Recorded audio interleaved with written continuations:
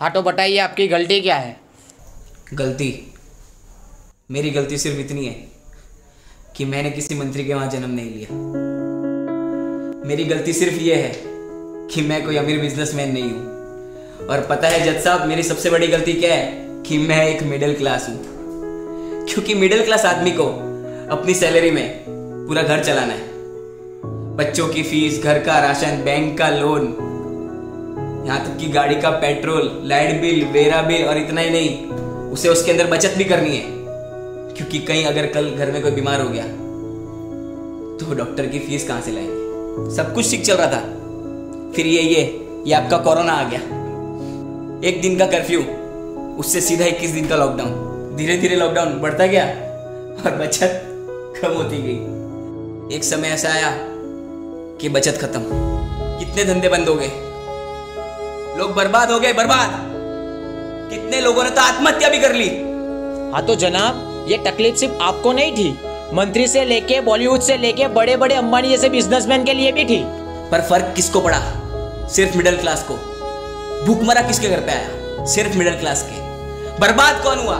सिर्फ middle class. और आप ये जिनकी बात कर रहे हैं ना, ये बिजनेसमैन, ये बॉलीवुड वाले और आपके ये मंत्री, इन्होंने तो इतना दबा के रखा है कि अगले 3 साल भी लॉकडाउन लग गया तो इन्हें कुछ फर्क नहीं पड़ेगा। इनकी 7 पीढ़ी घर पे बैठ के खाएगी। मुझे तकलीफ किसी पुलिसमैन, किसी मंत्री या फिर किसी सरकारी कर्मचारी से नहीं है।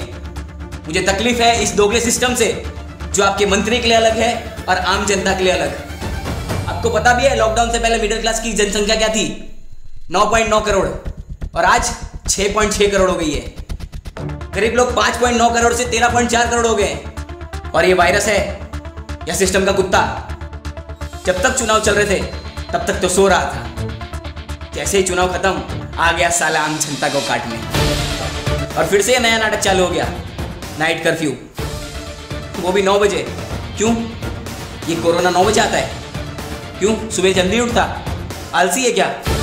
जनता बेवकूफ नहीं है जज साहब। अरे मेरा मास्क तो सिर्फ नाक के नीचे था, फिर भी मुझे यहां तक ले आए।